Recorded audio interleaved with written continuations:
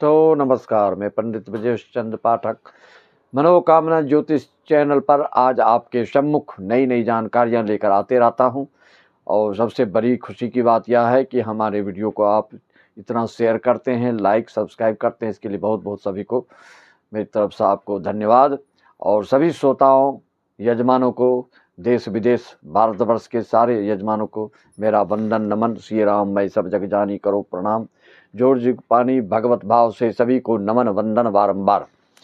आगे बढ़ने से पहले गणेश जी की स्तुति। वक्रतुंड महाकाय सूर्यकोटि समप्रभ निर्विघ्नं कुरु मे देव सर्वकार्येषु सर्वदा। इस वीडियो को सुनना और समझना, इस मार्गदर्शन पे चलना, तभी आप लाभान्वित होते हैं। किसी चीज़ का जो दुर्योग है उसको सुयोग में परिवर्तन करने के लिए आपको कुछ न कुछ प्रयास और कुछ न कुछ उसके उपाय करने होते हैं। छोटे मोटे दोष हों तो रेमेडी से काम हो जाते हैं, आपके विशेष दोष हों तो उसके लिए जब तब और बड़े बड़े कार्यक्रम आप देखते हैं पूरे अपने भारतवर्ष देश विदेश आदि में होते रहता है।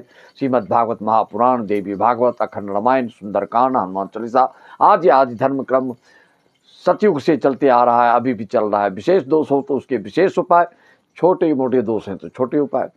मित्रों, आप जानते हैं कि बहुतों को कुंडलियों में, अभी मैंने पहले से कई वीडियो बनाकर डाल दिया है कि जब से गुरु 4 फरवरी से मार्गे हुए हैं तब से सिंह राशि वालों के कर्म भाव में यह आपको ये कीर्ति, मान, पद, प्रतिष्ठा, प्रमोशन, उन्नति दे रहे हैं। यह कीर्ति विशेष रूप से आपकी फैल रही है और फैलती रहेगी। यह कम से कम 14 मई तक यह योग आपकी कुंडली में सिंह राशि वालों के लिए बन रहा है। वहीं जो मैं बताया 29 मार्च से और 18 मई के बीच में जो पिशाच बाधा योग है, इसके लिए भी आप लोग सावधान हो जाएं, इसके उपाय कर लें। इसका भी वीडियो मैंने बना के डाल दिया है। अब हम ये देखते हैं कि आपके हर एक कुंडली में कुछ न कुछ किसी न किसी लोगों में दोष रहता है। किसी कुंडली में शनि चंद्र की युति दिखेगी आपको, एक जगह बैठते हैं। किसी के कुंडली में राहु गुरु एक साथ बैठे होते हैं, किसी कुंडली में मंगल राहु एक साथ बैठे होते हैं, या किसी के कुंडली में आय के भाव स्वामी के, एकादश भाव के स्वामी आयेश आपके अगर व्यय भाव में हैं, अष्टम भाव में हैं, षष्टम भाव में हैं तो थोड़ा ये दरिद्री योग देते हैं, ज़्यादा परिश्रम आपसे कराते हैं। दशमेश आपके अष्टम में हो जाए तो यह भी विशेष आपको संघर्ष करवाते हैं। उसी तरह से आपके लग्नेश, लग्न के स्वामी भी अगर षष्ठम अष्टम व्यय भाव में जाते हैं तो यह भी संघर्ष कराते हैं। जल्दी उन्नति, जल्दी आपके मार्ग जो है प्रशस्त, इनकम के स्रोत जल्दी नहीं बनते हैं, स्वास्थ्य हेल्थ इशू आपको आते रहते हैं। इस तरह से इन सब चीज़ों को समझने के लिए आप ये देखिए कि आपकी कुंडली में क्या है। सबसे बड़ा दुर्योग क्या होता है? पितृदोष की शांति होती है। अगर विशेष पितृदोष हो तो उसकी भी शांति विशेष होनी चाहिए। काल सर्प दोष की भी शांति होती है। इससे भी ज़्यादा दोष होता है गुरु चंडाल दोष। गुरु चंडाल दोष में व्यक्ति दिग्भ्रमित होता है और जो चीज़ भी जिंदगी में वो हासिल करना चाहता है उसमें बहुत विलंब होता है।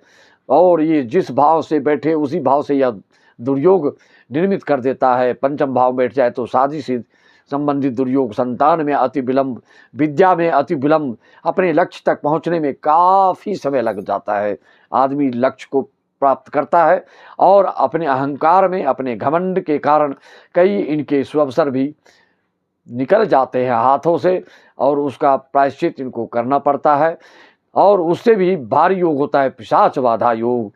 यह भी योग होता है पूर्व जन्म के जघन्य पाप कृत्य करने से, किसी की हत्या कर देने से, किसी के घर उजाड़ देने से, किसी के साथ बिल्कुल निर्दयतापूर्वक किसी के साथ व्यवहार करने के कारण पिशाच बाधा योग आपकी कुंडली में आती है। जैसा कि कई वीडियो में मैंने आपको इसको बता चुका हूं कि गुरु शनि की आपकी कुंडली में देखने से पता चल जाता है कि पूर्व जन्म का कृत्य, पूर्व जन्म का कर्म आपके पितरों पूर्वजों आदि के भी कैसे रहे हैं। वह आपके शनि, गुरु, पितृदोष, काल सर्प दोष, गुरु चंडाल दोष, भृष्कुंभ दोष आदि से पता चल जाता है।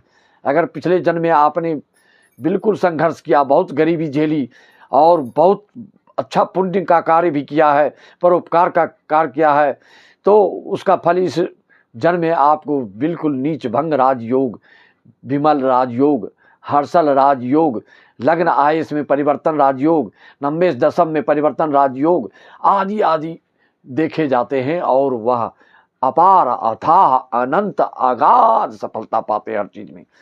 तो आप अपनी कुंडली में देखिए कि आप में क्या दोष है, अन्यथा आप प्रतीक्षारत रहेंगे कि इतना वर्णन, इतनी व्याख्या, इतना प्रेडिक्शन यूट्यूब में आ रहा है कि हमारी राशि वालों के लिए इतना प्राप्त हो रहा है, लेकिन आपको क्यों नहीं हो रहा है। जैसा कि मैंने आपको पहले आगाह कराया, इस चीज़ के बारे में आपको एहसास कराया कि सिर्फ दशा अंतर्दशा को देखकर ही आप ये मत सोचें कि आपका जीवन खराब या सही चल सकता है। आपके लिए पॉजिटिविटी तभी हो सकती है जबकि लग्नेश, नवमेश, पंचमेश का दशा अंतर्दशा चले, तो आपकी विशेष तरक्की, विशेष उन्नति, विशेष विद्या और आपको सरकार की तरफ से मान सम्मान प्राप्त होने लगता है। खेल कूद में आप अद्वितीय और यश कीर्ति को प्राप्त करने लगते हैं और सबसे आगे बढ़ जाते हैं। यह एक योग होता है ग्रह दशा का, सब में एक साथ यह नहीं हो सकता है। यह आप अपनी कुंडली को देखिए, आपकी कुंडली में क्या योग चल रहा है, कौन सी दशा चल रही है, क्या कोई पूर्वजों का दोष, क्या आपके पूर्व जन्म का कोई दोष तो नहीं चल रहा है। जो चीज़ आप प्राप्त करने चल रहे हैं उसके लिए अथक प्रयास, बिल्कुल दिन रात एक कर देने के पर एक चोटी एक करने के बावजूद भी आपको सफलता नहीं मिल रही, तो निश्चित तौर पर आपकी कुंडली में कोई न कोई दोष निकल कर आता है। प्रायः मैंने यह देखा, अभी तक लाखों कुंडलियों को देखने के बाद यह पता चला है। यह निचोड़, यह सारांश आप भी इसको जीवन में अनुभव करिए और उन लोग को बताइए, यह वीडियो शेयर करके उनको अवगत कराइए। जिस किसी की कुंडली में राहु शनि अगर शुभ नहीं है और राहु शनि और शनि की राहु दशा अंतर्दशा चल रही हो, तो ऐसा आदमी कोई भी हो, जिस स्थान पर हो, जिस पद पर हो, जिस क्षेत्र में हो, उसी चीज़ में उसको हानि होती है, बल्कि शारीरिक, आर्थिक, मानसिक, सामाजिक हर तरह से वो परेशान होने लगता है। यह ज्योतिष शास्त्र के नियम है। शनि राहु, राहु में शनि में सब लोग बिल्कुल कुंठित होने लगते हैं और मानसिक रूप से वो दिग्भ्रमित होने लगते हैं। आर्थिक रूप से भी वह बिल्कुल अवरोध पैदा होने लगता है, उनकी जिंदगी में कई संकट पैदा हो जाता है। उसी तरह से ढैया का प्रभाव, साढ़े साथी का प्रभाव, कंटक शनि का प्रभाव, सबका अलग अलग प्रभाव होता है। राशि के अनुसार ढैया, साढ़े साथी तो सबके ऊपर प्रेडिक्शन ये लागू होता है, लेकिन आपकी व्यक्तिगत कुंडली दिखाने से आपकी व्यक्तिगत बात आपको पता चलती है। चाहे वह आपकी संतान के बारे में हो, चाहे आपकी धर्मपत्नी के बारे में हो, चाहे पति पत्नी के सामंजस्य की बात हो, चाहे अड़ोस पड़ोस की बात हो, चाहे देश विदेश की बात हो, आपके बेटा देश से आएंगे कि नहीं आएंगे, आपके बेटा देश विदेश जाएंगे कि नहीं जाएंगे, कि भारतवर्ष में ही रहेंगे। बहुत सारे प्रश्न हैं। हरि अनंता, हरि कथा अनंता। उसी तरह से किसी विद्या का अंत नहीं है जो आप सोचेंगे कि यह इतना करने के बाद खत्म हो जाएगा। नहीं, रोजगार व्यवसाय करते हैं, छोटे से व्यवसाय शुरू करते हैं, जो बढ़ते चले जाते हैं तो दिन प्रतिदिन बढ़ते चले जाते हैं और आगाध करोड़ों अरबों में खेलते हैं, तो उसके बाद और चाहते हैं और आगे हमारा विस्तार होते जाए। कभी किसी का मन पैसों से, यश से, कीर्ति से कभी पेट नहीं भरता। यही है जिंदगी की तृष्णा और इसकी पूर्ति, सांसारिक मोहमाया की पूर्ति। आप जानते हैं आपकी कुंडली में राहु और केतु एक ही हैं और दो भाग हो गए अमृतपान करने से, इस कथा आपको पता है। राहु जो है वो मायावी है और सांसारिक सुविधा, ऐश्वर्य, वैभव परिपूर्ण करता है अगर शुभ जगह में बैठा हो, शुभ भाव में हो।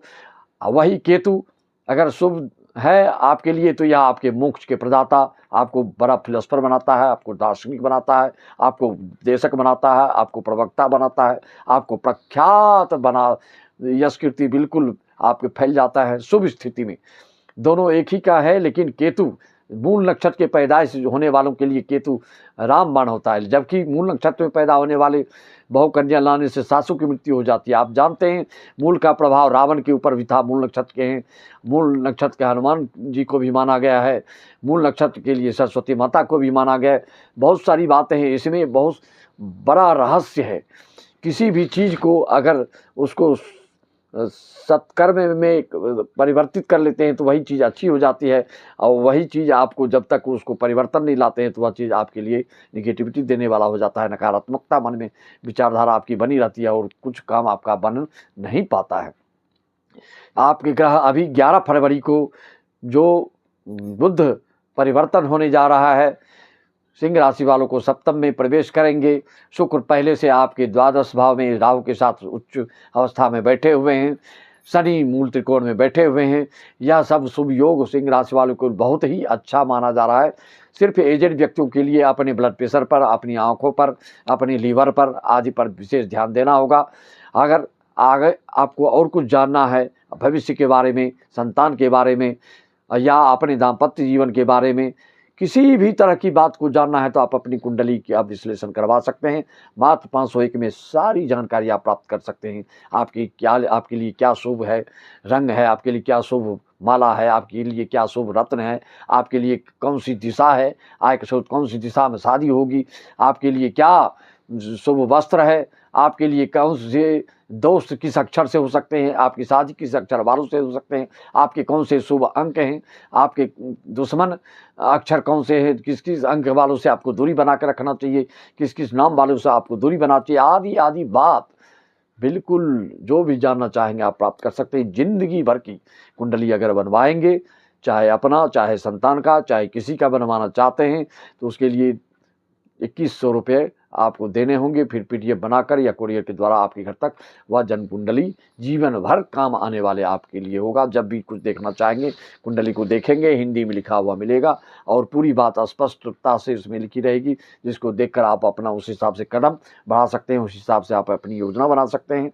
मैं इसी के साथ अपनी वाणी को विराम देता हूँ। इसके बाद आने वाले कुछ महीनों में आपको अगले साल का भी 2026 का भी मेष राशि से मीन राशि तक और मूलांक के हिसाब से 1 मूलांक वालों से 9 मूलांक तक वालों के लिए जिस तरह से इस साल आपने इसका अच्छा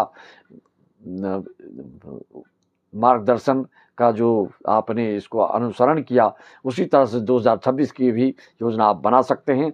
और अभी मैं अपनी वाणी को विराम देते हुए आगे के लिए कार्यक्रम की जय श्री राम। ओम हरि ओम तत्सत।